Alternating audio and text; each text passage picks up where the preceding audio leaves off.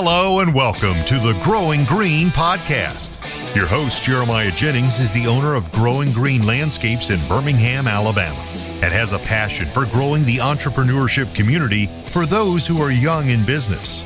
Being a business owner isn't easy, especially in the early years, and that's why in this show we dive into a wide range of topics covering all the challenges small business owners deal with. Even if your company is generating $1 million or more, the stories from our great guest and Jeremiah's own firsthand experiences will propel your business forward. And now, here's your host, Jeremiah Jennings.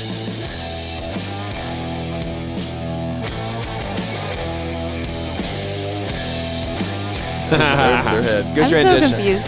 Welcome into the Growing Green podcast, guys. Tough transition from the last one. That was rough. That was your own fault. You want your own file? At least make it easy for Mr. Producer, right? He's got to edit this in the morning. Let's do that. I'll hit start or stop, and then we'll hit start and go over to Jeremiah's show.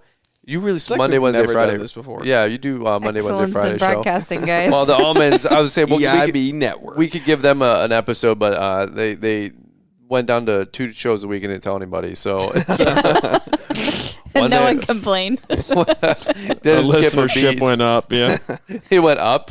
It'd be a fun case study. It's been 2 months, 3 months. How long have you been doing? It's been like 9 months. Oh yeah, at least a year. No, it has not been a year. No, actually, it'll be a year like this summer. Yeah. What? Really? Yeah. Yeah. Has it been that long? You're such a good friend. You didn't even know we were drowning.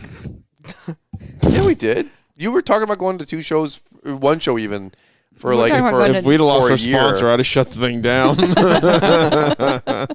Dude, just consolidate. We'll assimilate you. Dude, I'll give you a Friday show. Can we just rotate? Can we do like? What if it's Fullerton on Monday? Them all together? Yeah, sure. Growing Green on Wednesday and chases through. That's a good, folks, that's this a is a good great plan. effing idea. That's a great plan. I'm telling you guys, we love y'all listening in. But I've been doing 3 shows a week for 4 When does it end? 4 years. I told Liz, I think you just do it for a decade. I think, I don't know. Like if I had Joe Rogan money, hey man, I'd be perking up to do a show too. But we're trying to keep it alive here. But we should consolidate. That's a great idea. Tomorrow. Dude, that's something to talk about. The Detroit Mastermind. There's no money in this, so it's like, what's the point? What are we doing? What's the point? Anybody who's like, oh, they're making millions on this. No, not so much. It cost me $20,000 a year to put this together. It costs us money. Mr. Producer's like, y'all keep making shows. He's calling me right now. Producer's the only one making any money on this whole thing. You know when somebody calls in and goes, boop, boop. He's calling right now. He's like, you will not cancel these shows.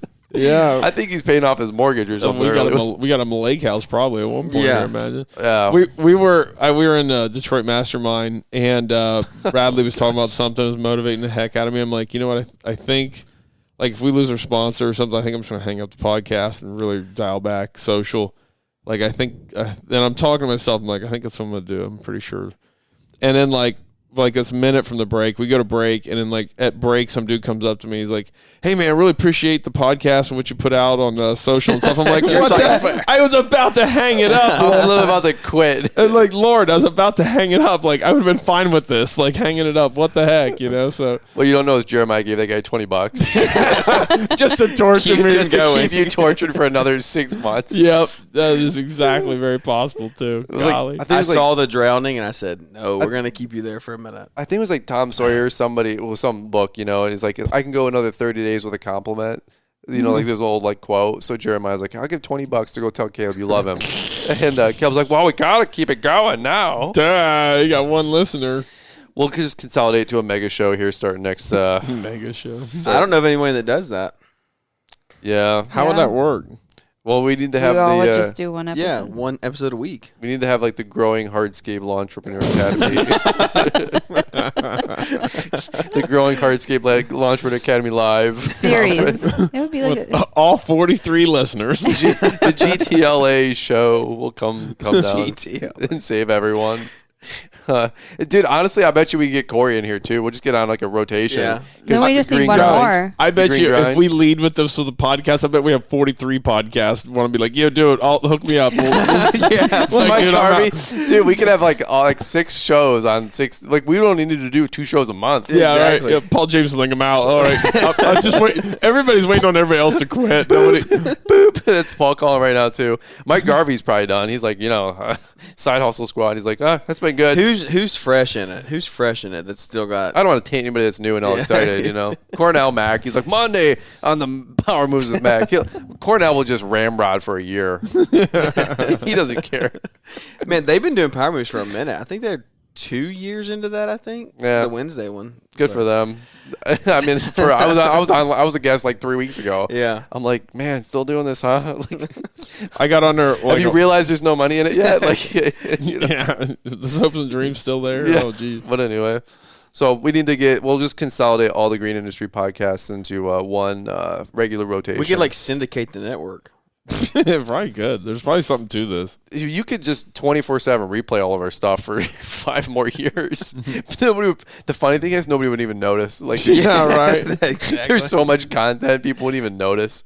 Anyway, but it's my network though. If we do it, your network, his sponsors, my affiliate links. Yeah, there we go. Okay. It's set up. And the only person not making money is Jeremiah with the network. Yes, he can pay the hosting fees. it's a free network. This is coming together. To be a part of it's coming together. Oh, shoot. No, it'll all be sponsored by And Leanscaper. you got to edit it, by the way. It'll be sponsored by Leanscaper. We'll be good to go.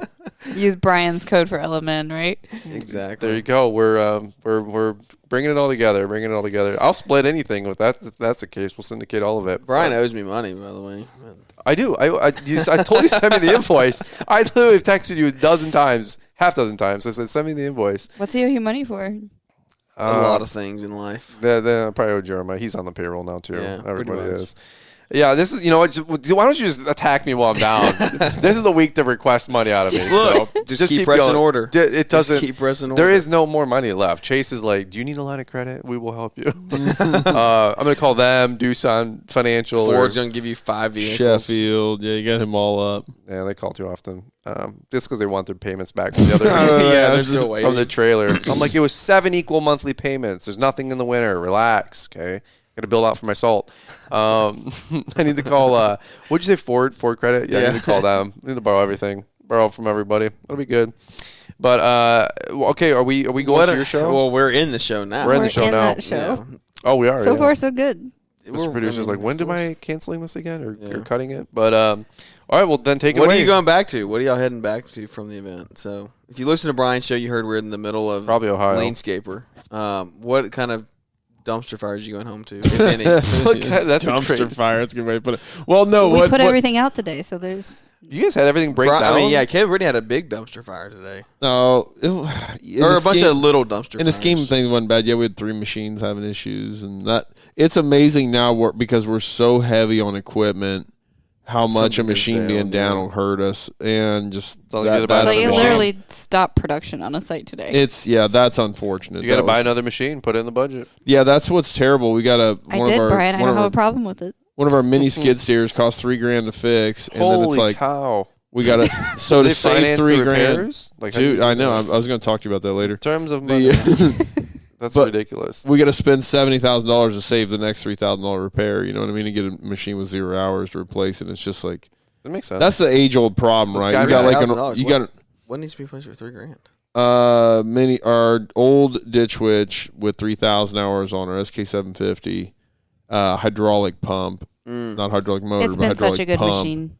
The 1550. It's a final drive. Went bad and threw metal shards through the whole thing. That's good. And it's terrible because they were going to rebuild it, and they're like, dude, you're going to save $300 by rebuilding it, or we just put a new pump on it for $3,000. And it's like, put a new pump on it and move from there. And but it's like, man, that thing's paid for. You know what I mean? Otherwise, I'm out with the truck, with the transmission. I'm like, I could pay $5,000 and have an operating truck again. That it's the worst dilemma to be in. Everybody probably here understands that. Was my laptop yesterday. Yeah, same thing. Like stupid. Yeah, stupid. It's the worst dilemma, and it's just, gosh, man, it's just. I'll never forget that. Even we've dealt with that with old stuff. The and amount old of money that machine's made us. That's $750. Yeah, the thing's been wonderful without a doubt. But that thing alone has produced millions of dollars worth of work. Sure, I believe it. Probably, yeah. That thing is 3,000 hours. Man, that $50,000 machine has made. I don't even think we put that much in it, but yeah, unfortunately, its replacement now that we need is $71,000, and then on top of that, we just ordered 3 $71,000 trucks, and then our Bobcat full size skid steer, like it had an issue this morning, it just broke a bolt in the switch out, in the bucket exchanger, or the bucket, the attachment, Bobtatch, quick attach thing, just a bolt is what they call it. Really? Bobtatch, yeah, it's a Bobcat standardized the hitch plate, if you will, or the mounting plate, bracket, whatever, for all the attachments, right? That's why only Bobcat can use their stuff. Well, that's on the MTs, but no, they're universal. The skid steer. Oh, the full size are universal. Full size are universal across John Deere case, everybody. And thank goodness they all agreed on that, because the industry would be a disaster otherwise. Like excavator buckets aren't that way, and it's ridiculous. But just one little bolt broke on this thing, and we can't change buckets out now, so it's got forks stuck on it right now. It's just like, man, here am I going to be in the same dilemma. This machine's going to start having issues because it's got 1,500 hours or something on it, and it's 5 or 6 years old. And it's like the downtime today didn't cost us, but it somewhat cost us. And, it's just like, I keep thinking like, man, infrastructure-wise, we're good. We got 3 new trucks. All our machines have under, 500 hours on it.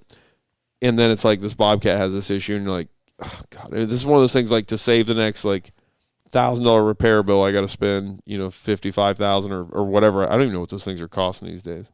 Brittany. Let other people talk. I'm listening. This is good stuff. Yeah. Well, it's age old. Jeremiah, you got a truck with a bad transmission. And one of the reasons we replaced one of our trucks, our Dodge, imagine that with a transmission issue.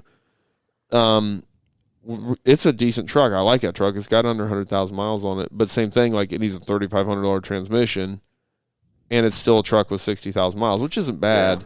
But it's just like, it's still not outfitted the way we need it, which we bought 1-ton dump, full mason body, full down sides, backpack toolboxes. Like the trucks we've ordered are fit and very purpose built now. But I just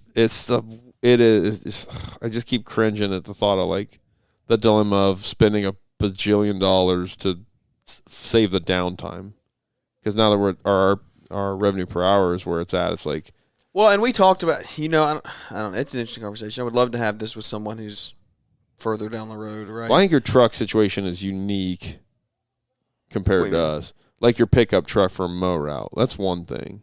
Yeah.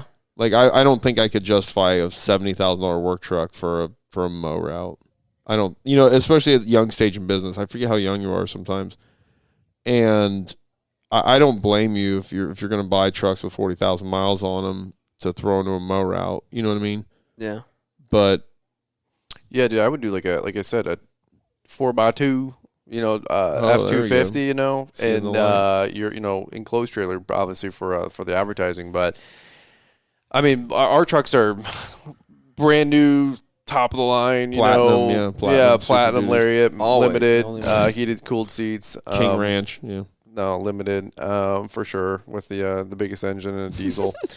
But they're plow trucks, you know what I mean? Like y'all are using a different. It's totally different use. Dude, my stuff is, I'm thinking snow. Yeah, like I couldn't care less, quote unquote, about them pulling landscape trailers for maintenance. You can get around with $200,000 mile F-250, 350. Yeah.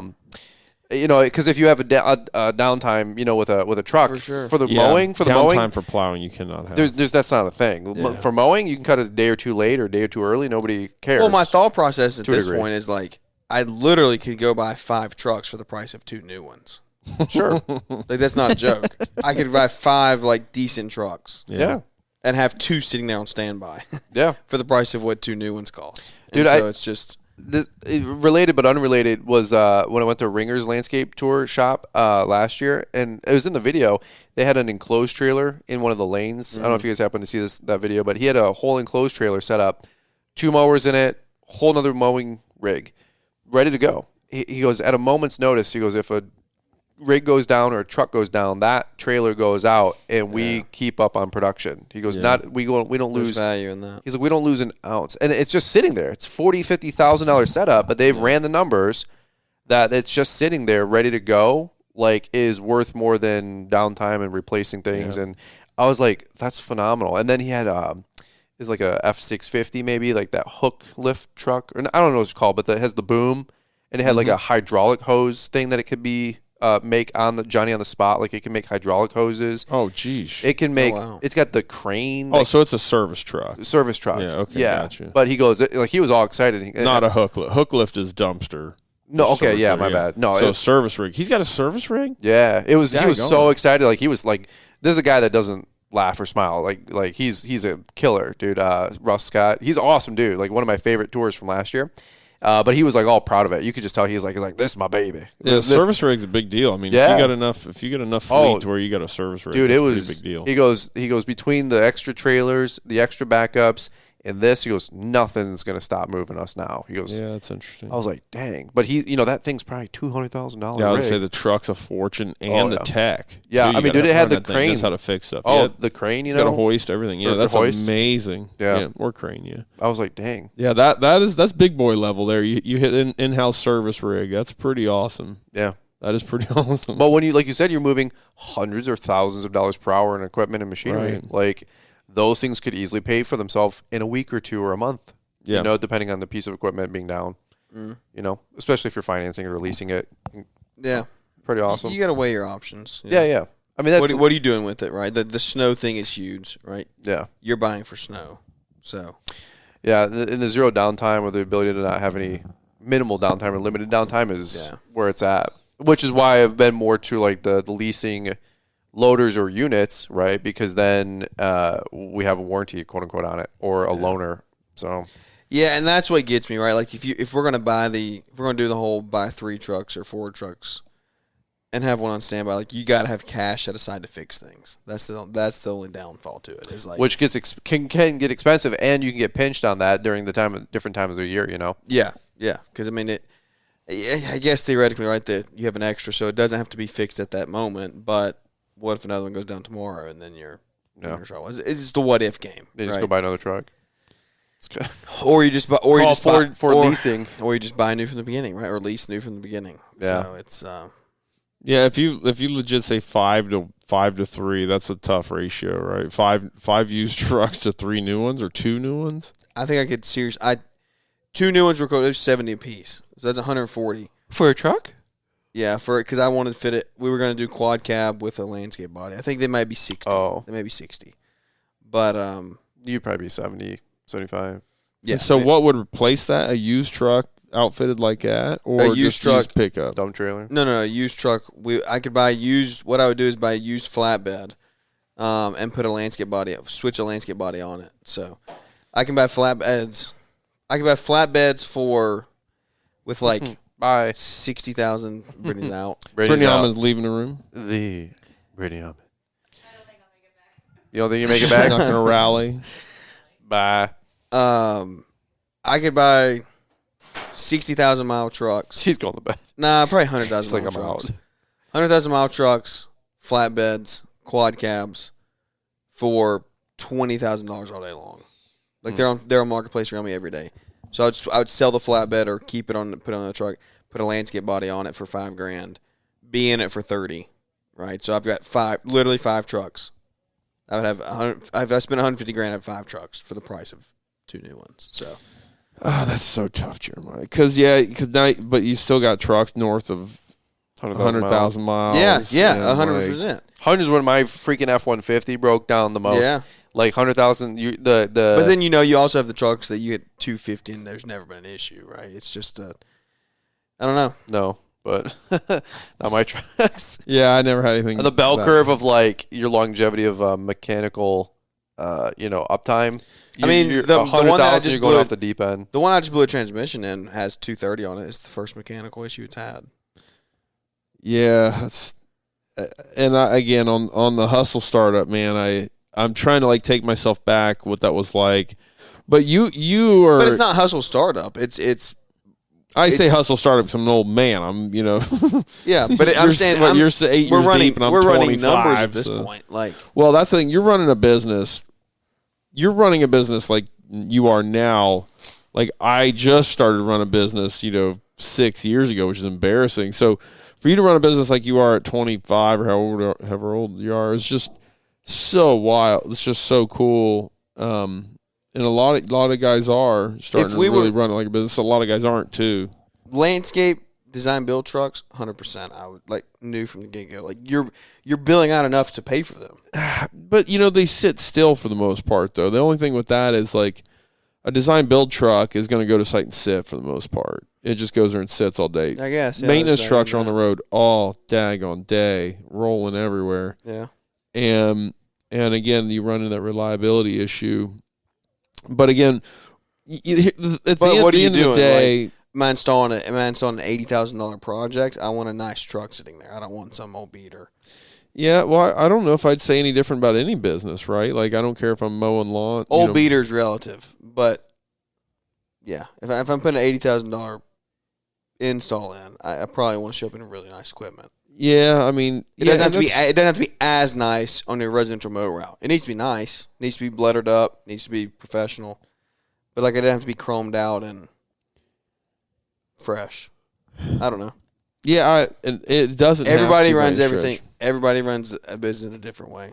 Troy Clogwood, they still run all used trucks. Troy would go, you know what, Brian, and he would say everything I said is probably dumb because out of love, obviously, because he goes to auction and buys 10, 20, 30, 50 trucks. Yeah, gives it to his mechanics, fleet mechanics, and they just replace every hose, every cable, aside from a motor and a transmission. Basically, yeah. I mean, maybe, right? I don't even know. But, I mean, every single nook and cranny, it's what's it called, fluid film. Everything is done, for those trucks. And he's got, so, you buy new and you're under warranty and, less downtime, or you buy used and you get mechanics. It's, I personally know what I like, and that's new trucks and under warranty, and quick flip, 3 to 5 years is what we're moving to, And I agree. I don't disagree. I agree with that. It's just hard to justify it in a residential mow route. Yeah, sure. Yeah, that's my only thing. So, who knows? We shall see. I mean, eventually, I feel like, anyways, eventually you'll evolve out of that, right? Like the company. Lawn care routes that hit revenues that make sense, like gross revenues that make sense to start evolving out of used vehicles where that won't be an issue. Yeah. And I want, but when you look at your budget on LMN, what it costs to run my truck per hour, it was like $11 an hour or something like that. Yeah, it's not that much. It's ridiculously low. And guys that have these SLTs, which I'm sure you've seen, they're $110,000. And I all the shop tours I've done, I look at all these guys and I say, like, dude, how can you afford $120,000? well, yes, but in the budget. But it's like when you break down per hour what that super reliable vehicle and if you're gonna have it for let's just say a decade, and you're using it year round, and you're using it for lawn and snow or landscape and snow, like the operating cost is probably $10, $12, $15 an hour, $20 an hour. So like you're like, who can afford 110? Well, when you aggregate it over 10,000 workable hours or 20,000 workable hours, you get that number down pretty good. So agreed. Which makes me go back to the drawing board and revisit everything that I've been taught, everything I've thought, everything I think, everything I've shared. It's like wet paint, like I keep saying, is the only. I know what the issue is. I'm thinking in the now, right? I'm thinking in the I need struggle or pain of cash and adding crews, right? Like I've got to think 3 years down the road. Sure. Right now, when it sucks to do that. Yeah, so it really sucks to do that. That's the hard thing. Like you get over that. Like I know I need to be just leasing new vehicles and move on with life, right? And bigger fish to fry. And the skid, like you're saying, or whatever you're talking about. This is the same conversation I had 2 years ago when I was like, I don't know if I can buy a machine. Well, that's what that same dude at our dude at our table, Hunter's Landscape, no, Masters Landscape at our table. Master Landscape Design, yeah. Yeah, he was talking about his skids, and he's like, I've got these paid for machines He goes, that are just rusting out. They're depreciating assets that I paid cash for. Yeah. He goes, I'd much rather have my cash, and I'd rather have my cash working for me than to have paid for machines and not just lease out his machines to have latest tech, because they're like starting to rack up hours, obviously. And he's like, now I've got old depreciating machines that are out of warranty, and they have dated technology. He goes, or I just lease a machine, have just a streamlined approach, have my cash, and I can reinvest that into material and labor.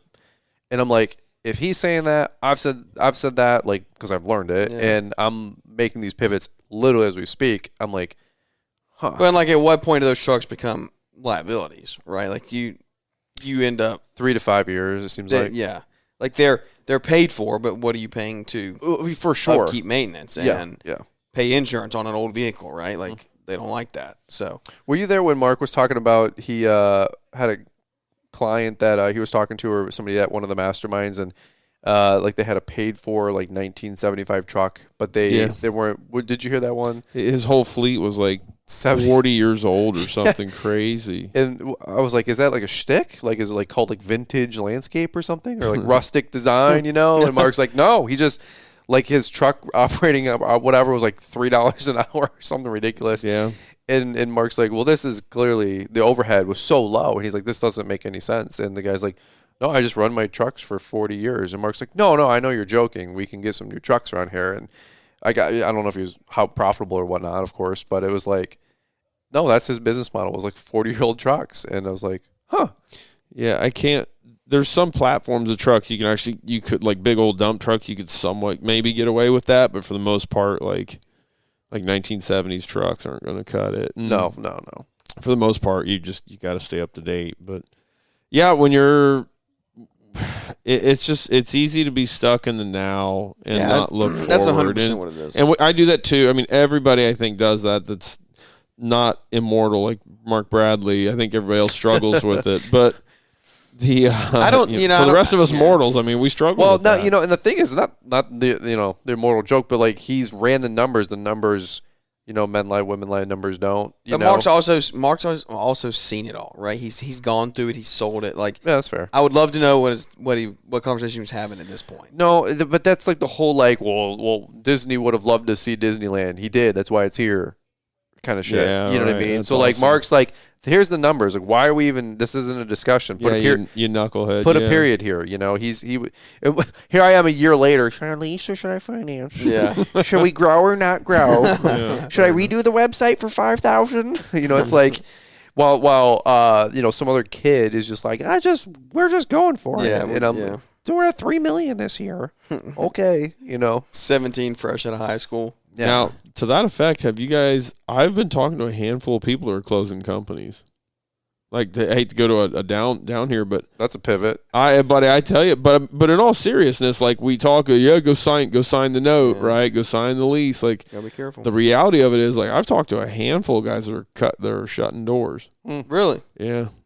Like guys that had it as like a secondary investment-esque looking business, or like hardcore, straight up, like this is what I'm doing. Guys that started up 6 years ago, 8 years ago, peak of business, and they're just tired of fighting the fight. And it's kind of wild. Well, some guys over leveraged. Some guys just like, I got to work too hard to get jobs and just screw it. I could see a lot of that mentality from guys got in at 18, 19, and I'd 20. say it's primarily design build guys I talk to anyways. So. Well, again, if you got started in 2018, 2019, 2020, and then rode a 3-year upswing, you're like, man, this is great. This is easy. But if you were, and not to be like an old head in a super small company that mine is relatively, but it's like, dude, it's just I'm here for the long haul, plugging and chugging, and we're gonna just grow 10, 20, 30% year over year. Like, I'm totally happy with that. But if people are like seeing a 50% fall off in their business, like, well, yeah, I mean, that would be concerning. But you also don't see 50%, 100% upswings in business too, like you did in 2021 and 22. Right. So like you gotta weigh it out. Like, those are absurd growth years.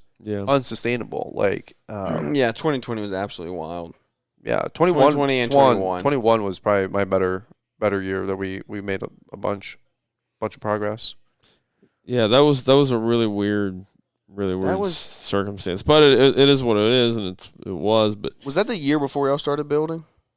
We started building in 22. Yeah, so year before. So, yeah, we built for a year in 22, and then 23 was really rough for us. Workload-wise, we had very little work in 23.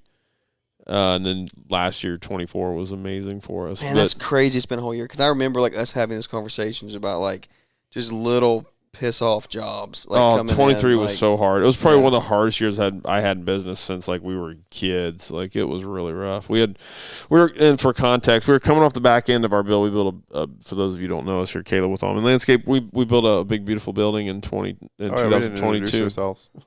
And Brian Fullerton here, Fullerton stuff. I'd say Fullerton. Brian's Lawn Maintenance. Brian's Lawn Care Podcast. Tired. Brian's Lawn Care Podcast and Fullerton Lawn Care Business. I run the Hardscape Entrepreneur Growing Green Academy podcast. More to come. And so we built a building in 22, our dream facility, and burnt through all our backlog from 21 through 22. And I spent I built in the building. We did a ton of the site work and everything in house, and I spent no time marketing, shaking hands, kissing babies, anything. In 23, we paid for it. We ran so low on work. We had 4 really good guys, and we were in the new facilities. We're even more efficient than we've ever been in our life. Actually, the most efficient we'd ever been because we were in a facility. We had our own materials then, and we had our own dedicated shop loader, and we had fuel, and we just had all this stuff. And so we went through this wild upswing of productivity, and we just burned through work, and then you get it behind the 8 ball on your heels like that, and you're trying to close big jobs, and everybody can tell you're desperate. And I'm assuming anyways, but I had a hell of a time closing any work and just running hand to mouth. It was a rough year, man. It really was rough. And we were any given moment running a couple weeks out of backlog of work.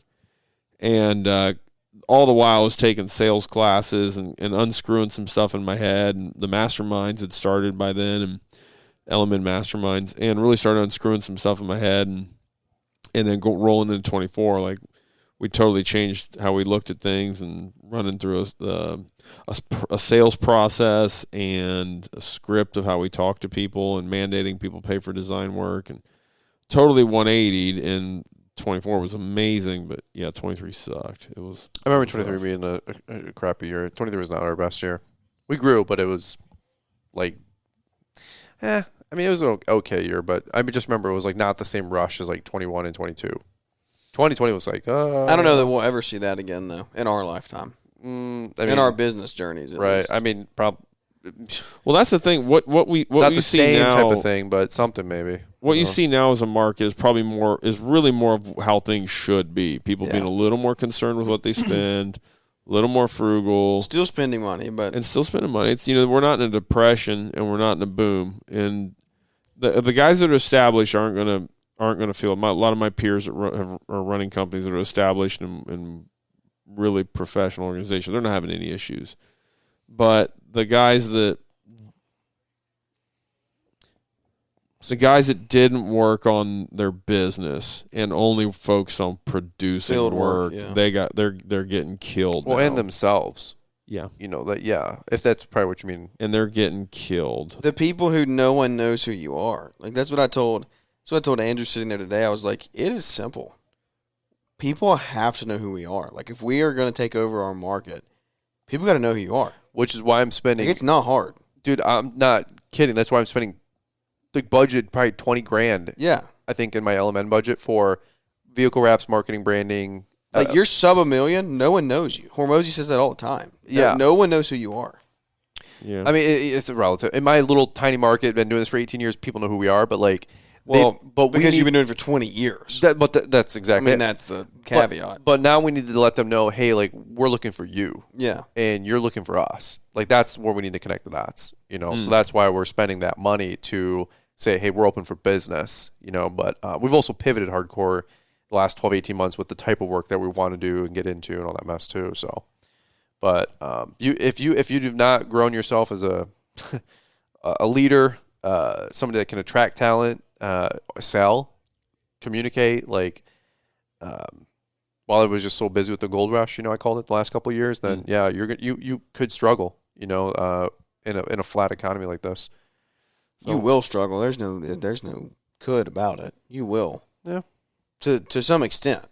Like, you're going to lack in some areas. Yeah. Sure. I mean, even we, like I said, we took a year off in 22 when we were building, and we paid for it in 23, and we're an established company. Yeah. It was really something. And then the year after, we doubled revenue after that, which was just after, again, spending a ton of time networking and changing our processes and revamping how we are. Like, I remember us having those conversations, and correct me if I'm wrong, but like, you changed the work that you wanted to be known for. Yeah, we focused on the entire design build package, not just trying to put in a patio for someone. Because as we were learning our pricing through LMN and all that over the years, like we knew what that work cost to produce, and we were getting so expensive by the square foot, which I know you don't price jobs that way. I get all that, but again, we're so expensive for an a la carte type option, like just a patio. We weren't attainable to the client that could only afford to put in a patio, but people that were looking for the entire package, that made sense.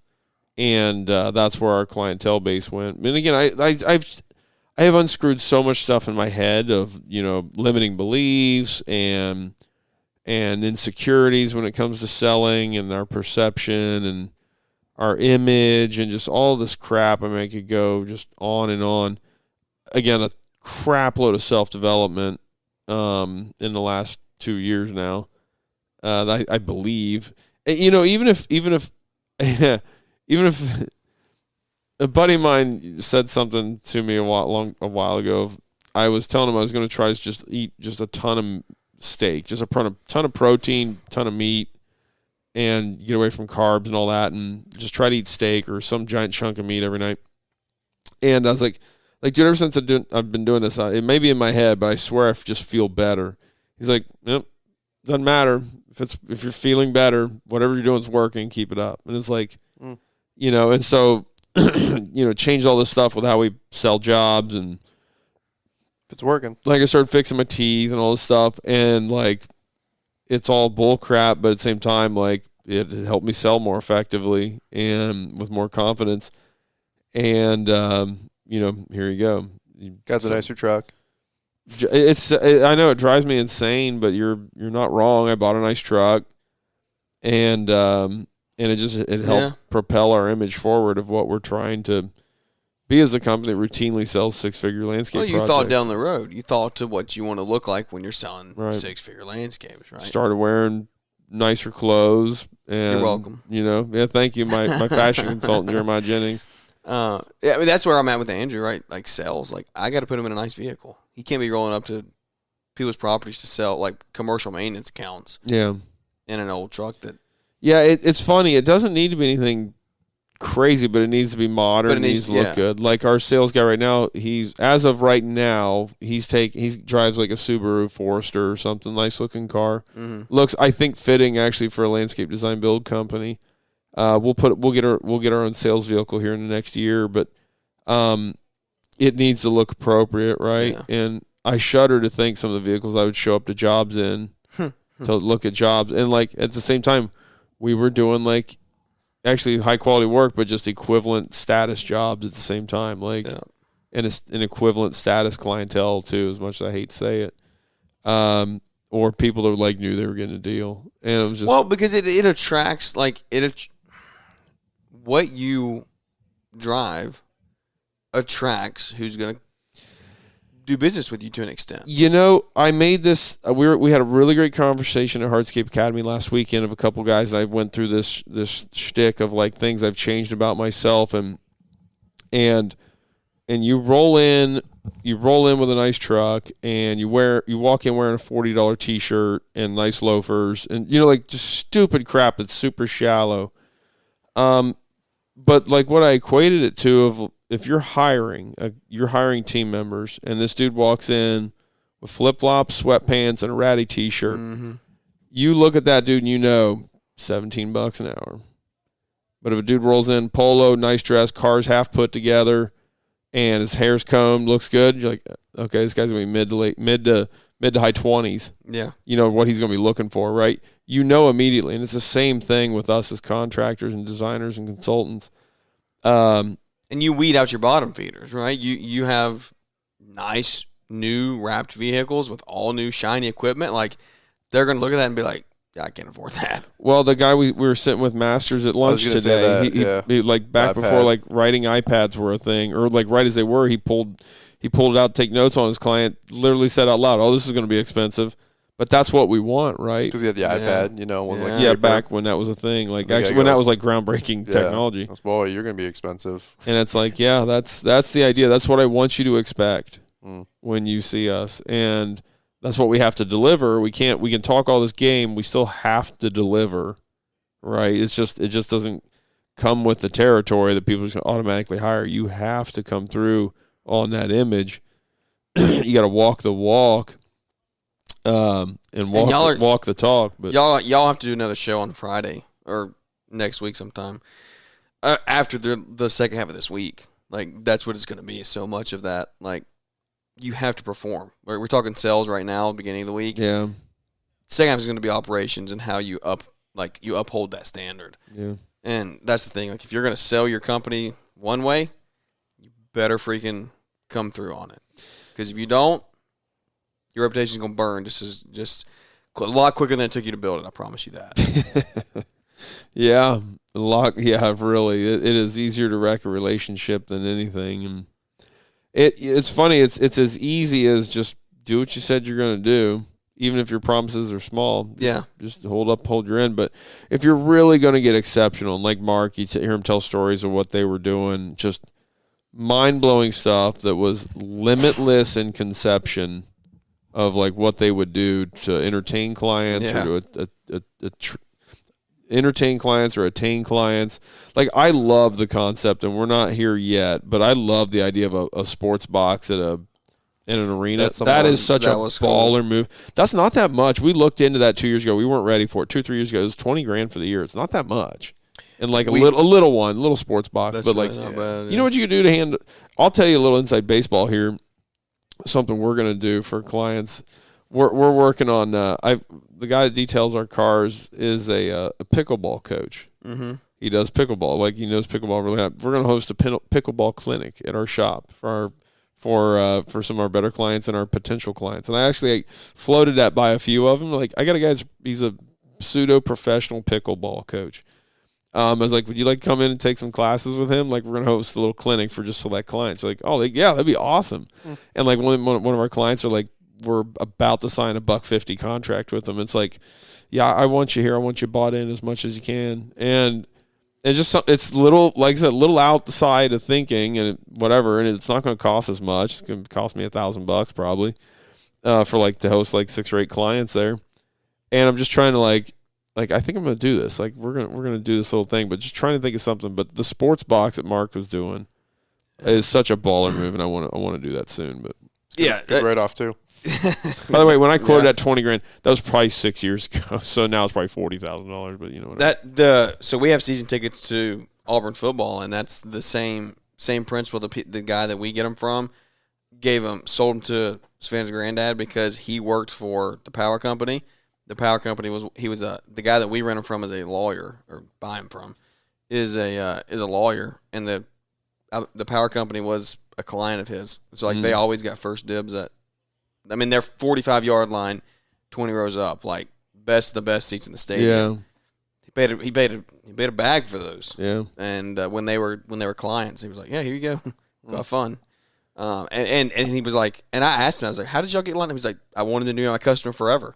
I was on the phone with him the other day. I was like, "How did y'all get connected? Like back in the day?" He's like, "I want to have my own power," and he maintained that they were his customer forever as long as he was there. So it's I mean, people like nice things.